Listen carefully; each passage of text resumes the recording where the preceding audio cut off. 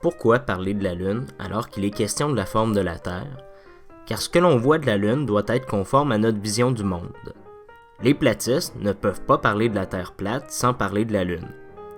Ils affirment même parfois qu'observer la Lune permet de prouver la Terre plate. La question que je pose dans cette vidéo, lequel des deux modèles cadre le mieux avec ce qu'on voit de la Lune?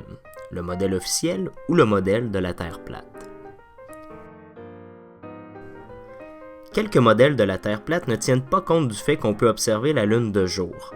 Sur ces modèles, on voit toujours la Lune à l'opposé du Soleil. Mais on voit bien la Lune de jour, c'est très facile à observer. Pour cette raison, ces modèles sont rejetés. Que dit le modèle officiel quant à lui? Regardons mon vieux livre d'astronomie.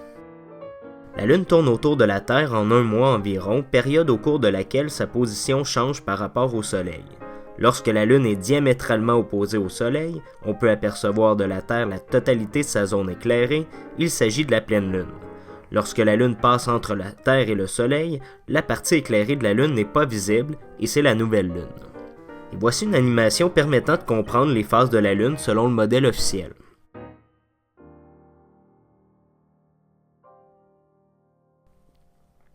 Lors des croissants, la Lune est dans la direction du Soleil, c'est normal de la voir de jour. Lors des demi-lunes, elle est alors à 90 degrés par rapport au Soleil. Et si on y pense, ça veut dire que quand le Soleil se couche, la Lune est déjà à son zénith. Tout concorde. Je retourne à mon livre. Contrairement à une croyance assez répandue, les phases de la Lune sont fonction des positions relatives du Soleil et de la Lune. Elles n'ont rien à voir avec l'ombre de la Terre. Pour s'en convaincre, on n'a qu'à observer la forme de la Lune gibbeuse. L'ombre circulaire de la Terre projetée sur la face éclairée de la Lune ne pourrait donner ce résultat. Malheureusement, certains platistes véhiculent cette croyance assez répandue. Ils pensent avoir bien compris la science et pouvoir la contredire en moins de 5 minutes. Donc la Lune, le plein jour.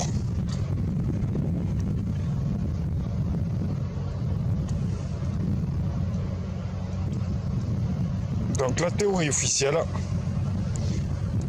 vous avez la Lune ici et le Soleil juste en face là. Là. Et donc là, vous avez la Lune. Donc la théorie officielle dit que l'ombre que vous voyez là derrière, là, on voit pas la Lune en entier en fait parce que la Terre cache cette partie là. Vous voyez la théorie officielle? Donc voilà, si on voit pas le reste de la Lune, c'est parce que la Terre la cache. Mais je vois pas comment la Terre pourrait la cacher, puisque la Lune et le Soleil, là, sont tous les deux au-dessus de ma tête. Donc il y a un souci. Cette autre personne, pour la même raison qu'elle n'a pas compris la science, se permet de la traiter de religion. Il faut quand même pas mal sous-estimer la population d'avoir pu être bernée par les scientifiques de la sorte alors que tout le monde sait que la Lune est visible de jour. Vraiment, c'est un secret pour personne. Même mon garçon de 5 ans est au courant. Parle bien proche du micro. Est-ce que tu te rappelles d'avoir déjà vu la Lune de jour? Non. Est-ce qu'on voit la Lune le jour des fois? Oui. Ouais, hein? Oui, mais papa, Ouais, moi là, quand je suis allée chez Adam, ouais. ben, j'ai déjà vu la partie qui est en noir un petit peu gris qui est dans la lune. Ah ouais, est-ce que c'était le jour ou la nuit? C'était la nuit. Ok. Ben, j'ai vu la partie qui est de la lune qui est dans le noir. Ok. Ouais, je comprends. J'en profite pour présenter une deuxième erreur véhiculée à propos de la science par certains platistes. Si la Lune était si près de la Terre comme le suggère le dessin, on se demande bien comment il serait éclairé par le Soleil lorsqu'elle est derrière la Terre. Mais ce dessin est un modèle pour faire comprendre. Il n'est pas à l'échelle correcte, c'est celle-ci. Et lorsqu'on tient compte des ombres, ça donne ça. Comme on a dit, donc, ce n'est pas l'ombre de la Terre qui fait les phases de la Lune. D'ailleurs, ça collerait encore moins bien avec le modèle de la Terre plate. J'ai trouvé ce modèle de la Terre plate qui voulait expliquer les phases de la Lune sans commettre l'erreur. Mais ce modèle est en soi incohérent. En bas à droite, il présente ce que verrait un observateur dans l'hémisphère sud. Mais contrairement à ce qui est montré, quelqu'un dans l'hémisphère sud ne verrait pas une seule phase de la Lune en une nuit, mais plusieurs. Par exemple, ici, il verrait la nouvelle Lune. Là, il verrait la demi-lune. Et plus tard, de jour peut-être, la pleine lune. Tout ça dans la même journée. C'est déjà très mal parti pour ce modèle, mais de plus, il ne cadre pas avec la réalité, pour 2 raisons. La première raison, c'est que le monde entier voit la même phase de la Lune en même temps. Selon ce modèle, par contre, les phases entre l'hémisphère nord et sud seraient inversées. Mais c'est pas du tout le cas dans la réalité, tout le monde voit la même phase de la Lune le même jour, et c'est bien connu. Sur les calendriers lunaires, aucun besoin de spécifier l'hémisphère dans lequel on se trouve pour savoir quelle phase de la Lune on peut observer. La deuxième raison, c'est que tout le monde voit la même phase de la Lune, ce qui ne fonctionne pas avec ce modèle. En effet, à ce moment précis, par exemple, une personne en Amérique du Nord et une autre au Brésil verraient des faces presque totalement opposées de la Lune. Une personne verrait le devant, l'autre derrière, si je peux dire. Mais ce n'est pas ce qui est observé dans la réalité. Même Nanki est d'accord sur ce point. Au nord comme au sud, la face visible est la même, la Lune semble inversée, mais c'est la même face. Cette erreur d'ailleurs ne s'applique pas seulement à ce modèle-là, mais à tous ceux qui présentent la Lune comme une boule rapprochée de la Terre. Pour toutes ces raisons. Et le modèle officiel, lui, que dit-il? Si la Lune tourne autour de la Terre, il faut expliquer pourquoi on voit toujours la même face de la Lune. Selon la science, c'est à cause de la rotation synchrone. La Lune fait un tour sur elle-même en même temps qu'elle fait un tour autour de la Terre, ce qui fait qu'elle montre toujours la même face, du moins à peu près, parce que c'est pas parfait. Je sais bien que certains platistes disent que c'est un drôle de hasard. En effet, mais au moins la science a une explication qui a le mérite d'être logiquement possible et qui est conforme avec nos observations, contrairement aux autres modèles présentés. Toujours selon la science officielle, si quelqu'un au Brésil et quelqu'un au Québec voient la même face de la Lune, c'est parce que la Lune est vraiment très loin, entre 356 et 406 000 km. Certains platistes pensent que les 2 observateurs ne devraient pas tout à fait voir la même face, mais ils ont raison. Ce phénomène s'appelle la libration lunaire. Mais selon la science, la différence de point de vue entre ces 2 observateurs est d'1%, ce qui n'est pas beaucoup. Est-ce que ce modèle officiel est plausible? Vérifions. Entre les 2 observateurs, il y aurait 12 000 km alors que la Lune est en moyenne à 384 000 km. Voici ce que ça donne à l'échelle dans cette expérience maison. La pomme est à 10 mètres et je déplace la caméra de 30 cm. Le ratio est le même. Et comme vous pouvez constater, la différence entre les 2 points de vue est minime. Bref, jusqu'à maintenant, le modèle officiel explique mieux ce qu'on voit de la Lune que le modèle de la Terre plate. Au lieu de présenter la Lune comme une sphère, certains modèles de la Terre plate proposent une Lune ayant la forme d'un disque. Ça permettrait en effet d'expliquer pourquoi tout le monde voit la même face. Écoutez ces explications. Okay, now look at these images of the moon from the northern hemisphere and the southern hemisphere. These are the so-called northern hemisphere and so-called southern hemisphere. See it flipped over. Okay, now why is this on the flat earth model? Let's take a look, for example, at a ceiling light in a living room. Now just imagine this is a southern hemisphere and the so-called northern hemisphere on the other side. This is how you're going to get it. It's going to be flipped around. Just like you see here with this crude image, the smiley face I made. You're standing here on the northern side, for example. You're going to see an upside down smile. If you're standing here, you're going to see it right side. That's exactly what you're seeing here. So when you see the flat earth model, of course, you know, this is...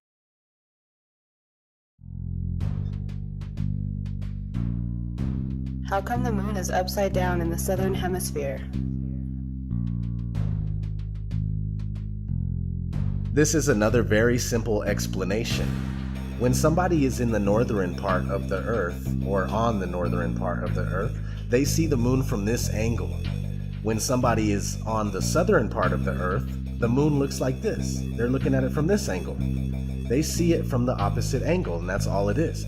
Imagine you tape a picture of the moon in the center of your living room, right? Depending on where you are in the room, the moon will be seen differently.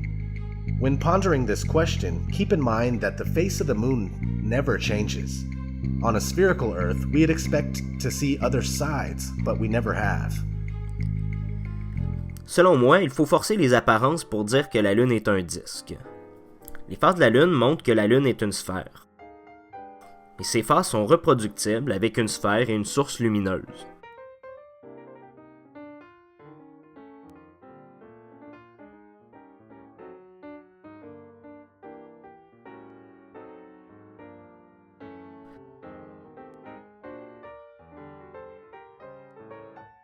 Ça donne une bonne indication que la Lune est une sphère. Non seulement ça, mais les cratères visibles sur la Lune prouvent que la Lune est une sphère. Pour comprendre le principe, voici un rond dessiné sur une balle.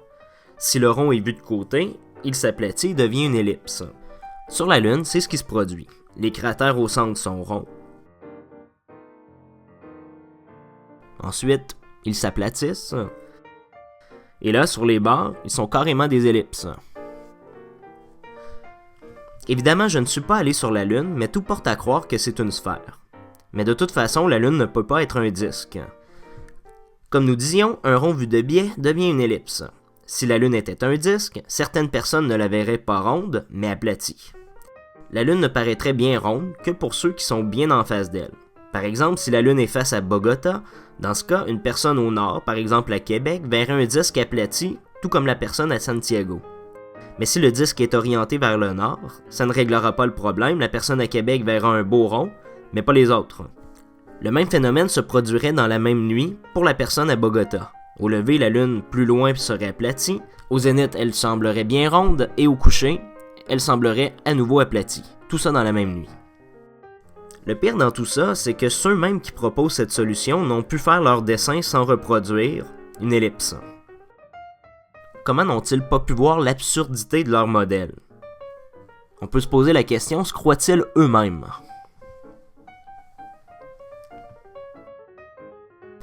Mais en fait, tous ces modèles de la Terre plate présentant une Lune éclairée par le Soleil sont incohérents. Lorsque la Lune est à l'opposé du Soleil, c'est-à-dire lors de la pleine Lune, on se demande bien comment la Lune serait éclairée par le Soleil alors que tout le reste est plongé dans le noir. Pour régler ce problème, certains affirment que la Lune n'est pas illuminée par le Soleil, mais qu'elle crée sa propre lumière. Selon eux, une sphère éclairée de l'extérieur donnerait plutôt quelque chose comme ceci. Malgré tout, que la Lune soit auto-illuminée est contraire à ce qu'on voit. Premièrement, lorsque les platistes présentent ce genre d'image, ils déforment la réalité. Car si on veut voir comment une sphère est éclairée par le Soleil, on n'a pas à chercher bien longtemps, on n'a qu'à prendre une sphère et à la jeter dehors. Ça ne donne pas ça, mais ça. Deuxièmement, on n'a qu'à regarder les cratères de la Lune pour voir que la lumière vient bien de l'extérieur de la Lune. La lumière sur les reliefs de la Lune produit un jeu d'ombre. Si la Lune produit sa lumière, comment le fond des cratères peuvent-ils être tout noirs? Non seulement ça, mais tout indique encore une fois que la lumière provient du Soleil. Voici le même cratère observé à différents moments.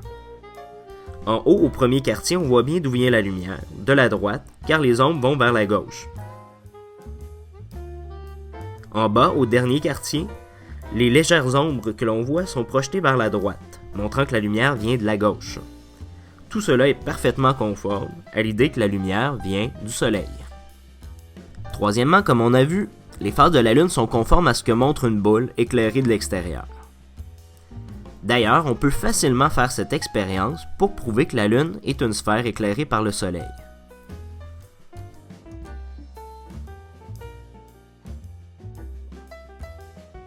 Si la sphère que l'on tient dans ses mains et la Lune sont éclairées toutes les deux par le Soleil, un observateur se situant dans l'axe de la sphère et de la Lune devrait normalement voir les mêmes parties éclairées.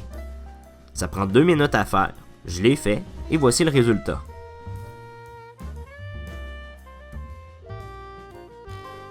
Même phase, même orientation. 2 jours plus tard, même résultat. Même phase, même orientation. Et voici un test fait en Australie par quelqu'un d'autre. Ça marche tout le temps, toujours. Essayez-le à la maison, facile à faire. Avec cette expérience, lorsque les platistes disent soit que la Lune est un disque, soit qu'elle s'éclaire elle-même, je me dis que j'ai de sérieux doutes. Tout concorde avec le modèle officiel d'une Lune éclairée par le Soleil. Comme on dit en anglais, « If it's not broken, don't fix it ». Après tout ça, je n'ai même pas encore abordé le point le plus important. Peu importe le modèle utilisé pour représenter la Terre plate, la Lune doit être assez rapprochée de la Terre pour révolutionner autour du pôle Nord. À partir de ce modèle, on peut faire une prédiction. La Lune qui se lève est sensiblement plus éloignée de l'observateur que la Lune à son zénith quelques heures plus tard. Par exemple, pour quelqu'un à Montréal, la Lune se lève lorsqu'elle est dans l'océan Atlantique ou au-dessus de l'Afrique. Elle est à son zénith quelque part au-dessus du Venezuela ou des Antilles et se couche lorsqu'elle est dans l'océan Pacifique. Sur la carte de la Terre plate, la distance entre la Lune et l'observateur fluctue donc pas mal au cours d'une même journée. Le modèle officiel, lui, dit que la Lune est en moyenne située à 384 000 km. C'est une moyenne. Certains jours, elle est plus près, d'autres jours plus loin, ce qui fait que sa taille apparente fluctue. Mais au cours d'une même journée, et j'insiste au cours d'une même journée, la fluctuation est négligeable. Entre le lever de la Lune et le moment où elle était au zénith, il n'y a qu'environ 6000 km d'écart. En d'autres termes, 1,5% de différence, qui est plutôt négligeable. Je résume, tous les modèles de la Terre plate supposent que la Lune est beaucoup plus loin d'un observateur au lever qu'au zénith, ce qui fait qu'elle devrait normalement paraître plus grosse au zénith, puisque les objets rapprochés, comme tout le monde le sait, paraissent plus gros. Le modèle officiel, quant à lui, prédit que la Lune a la même taille apparente au cours d'une même nuit. J'ai donc décidé de vérifier lequel des deux modèles collait à la réalité en observant la Lune une fois lorsqu'elle était près du zénith et quelques heures plus tard. Voici ce que ça donne.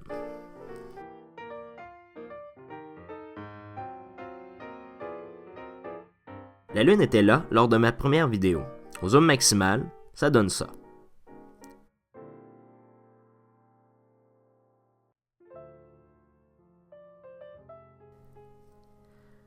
La Lune était ici lors de la deuxième vidéo. Au zoom maximal encore une fois, ça donne ça.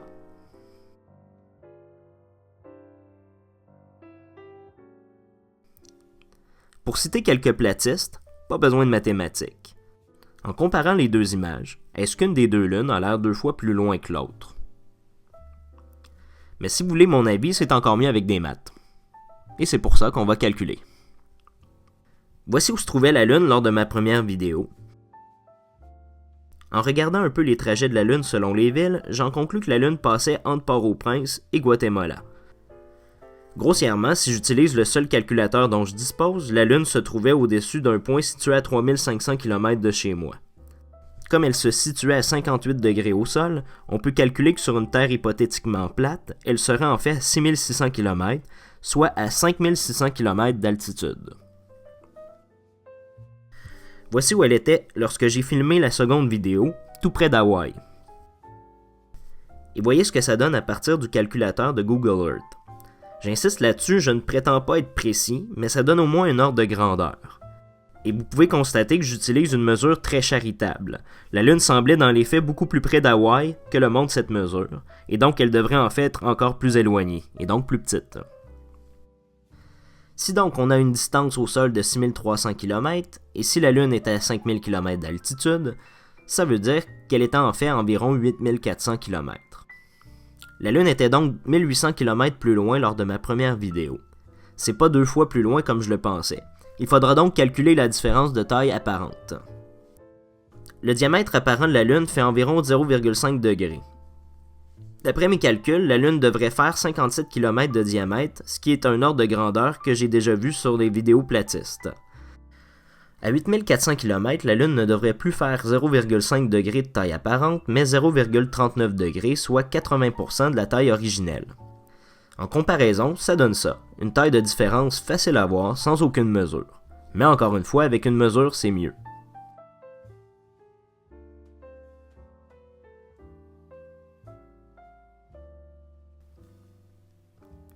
Vous voyez, c'est pareil. Cette observation aussi est facile à faire. Elle n'aurait jamais pu tromper des dizaines de milliers d'astronomes amateurs, et elle suffit, à elle seule, à éliminer tous ces modèles de la Terre plate. Le modèle officiel arrive à expliquer de manière cohérente les éclipses de soleil et de lune. Non seulement il les explique, mais il les prédit des dizaines d'années à l'avance. Vraiment, sur ce point, il n'y a aucune comparaison possible, le modèle officiel l'emporte haut la main. Car le modèle de la Terre plate n'arrive pas vraiment à expliquer les éclipses. Et vraiment, lorsqu'on en vient à parler de Raoult, un truc qu'on n'a jamais vu ni d'Ève ni d'Adam et qui serait censé expliquer les éclipses, ça prend tout de même une bonne dose de foi pour y croire. Et quant aux prédictions des éclipses, on est encore bien loin.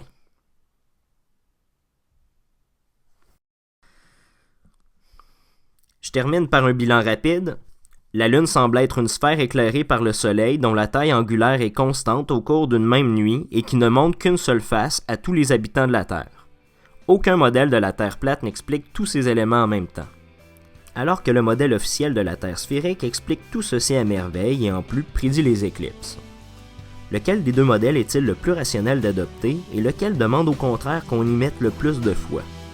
La réponse me semble évidente.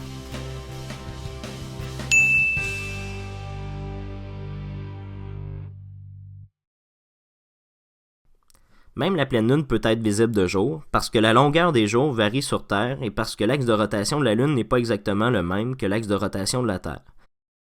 Sur ce site, on voit que toute une partie de la Terre voit la pleine lune de jour. Ce n'est pas quelque chose de caché ni d'incompréhensible. Certains platistes affirment que ceci est une preuve que la Lune est tout près. Elle semble n'éclairer que les nuages près d'elle. Mais attendez, ces platistes sont-ils en train de dire que la Lune est littéralement plongée dans ces nuages, qu'elle baigne entourée de ces nuages? Les nuages seraient donc à plusieurs milliers de kilomètres de distance et à 5000 km d'altitude. Y a-t-il quelqu'un pour croire cette affirmation? Ça voudrait dire que si moi en ce moment je vois la Lune ennuagée, le reste du monde entier la voit également ennuagée en même temps que moi. À Halifax donc, le même soir, la Lune n'est pas dégagée. C'est ça? C'est totalement absurde, surtout quand l'effet est reproductible. D'un côté, les nuages sont éclairés uniformément, mais de l'autre, on a un halo autour de la source lumineuse.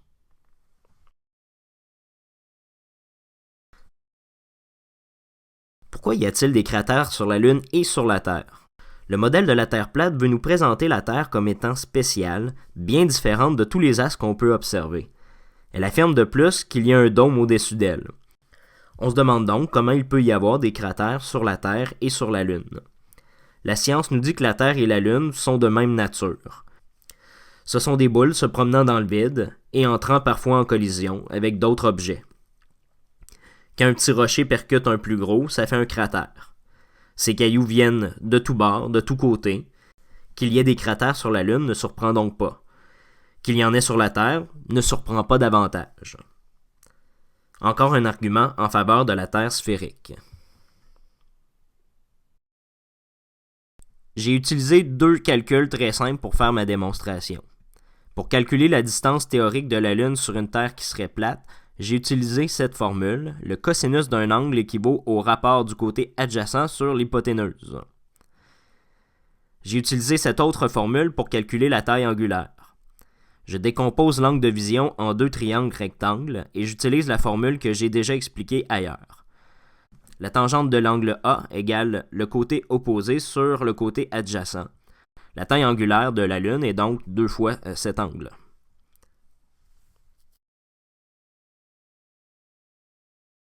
Tout comme la pleine Lune éclaire la Terre, pour la Lune, la pleine Terre éclaire la Lune. Ce qui donne ça. Évidemment, comme la Terre est plus grosse que la Lune, l'éclairage de la Lune par la Terre est plus important que l'éclairage de la Terre par la Lune. J'ai dû en perdre quelques-uns.